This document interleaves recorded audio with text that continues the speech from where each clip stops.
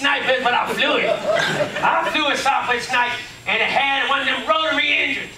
And it had the fuel in it and the castor oil. Those of you who fly World War I things in your model airplane exploits, you know about the castor oil. That was lubricant. Them engines make them engines go around nice and smooth, like a whole lot of other things. You know what I'm saying? And I was up for a 2-hour saute, and I was getting kind of bored after a while. And suddenly, I started mixing it up with a Fritz, and he came at me.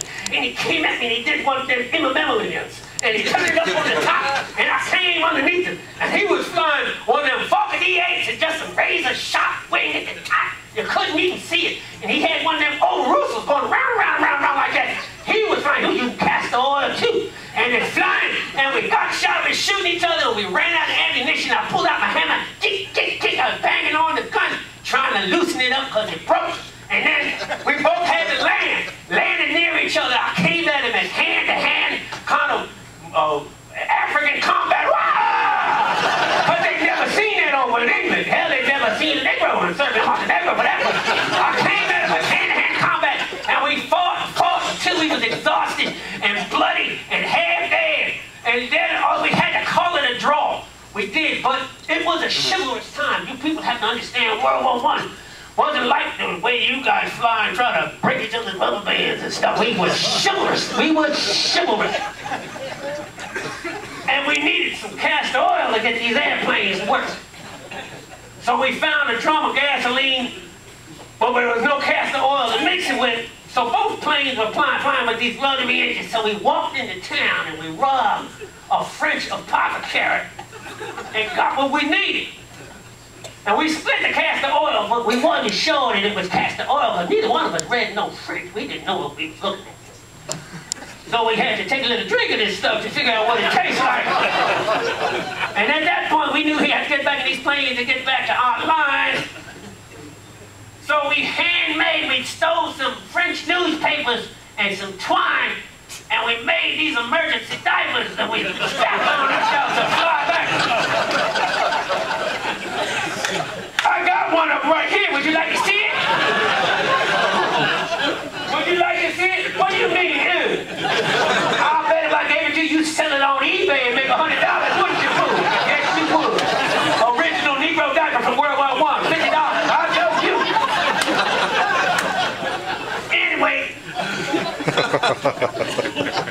once I got back to the aerodrome, all my compadres would question me and say, well, who won?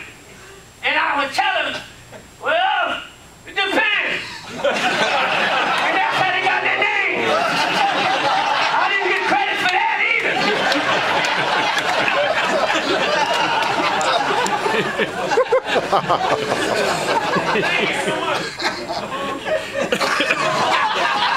I developed a drinking problem.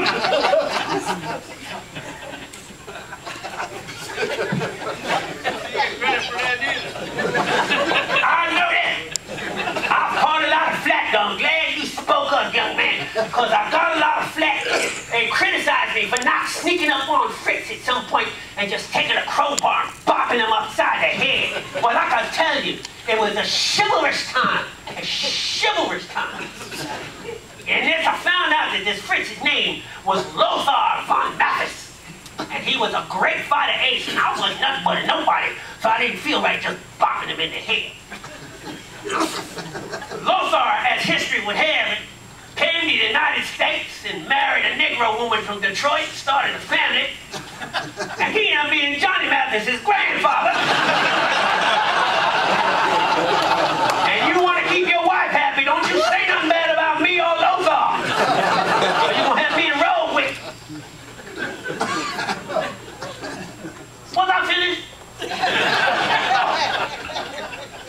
Well, after a while, I was considered an expatriate Pole. They were taking me in high regard, but they gave me a special mission. I had to fly a German spy after he was caught and ferry him back to GHQ underneath my Southwest triplane. That's the only way we could ferry people at that time.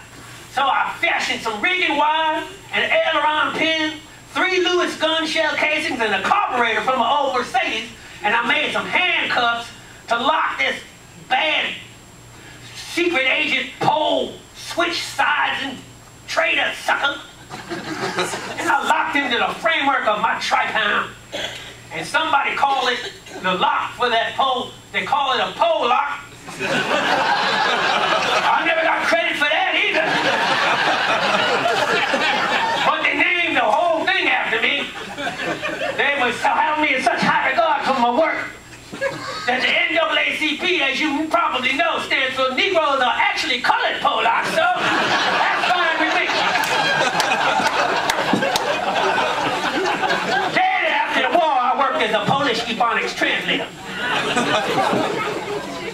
Well, as the Polish front fell, we didn't hold our own for too long. I ended up working on the Russian front. Another invention of mine, see, what we did, we were flying Newport 17s out of Vladivostok. Can you say cold? Man, it was cold up there. Ooh, cold. It was cold. So what we were using to what you call it when the thing freezes up and it don't move no more? Defrost? De-ice! When you need to de-ice something, I need to come up with some kind of de-icing concoction. So I decided that I was going to mix something that wouldn't freeze, but also something that would let the groundskeeper know that that very hinge had been de-iced. So I was mixing vodka and coffee. And that worked really good in that 20-degree weather. Them flats and ailerons and elevators and rudders were working good. And that vodka and coffee was good. Well, we enjoyed that when we wasn't busy de-icing stuff. And that vodka and coffee, they ended up calling that a Black Russian, but I didn't get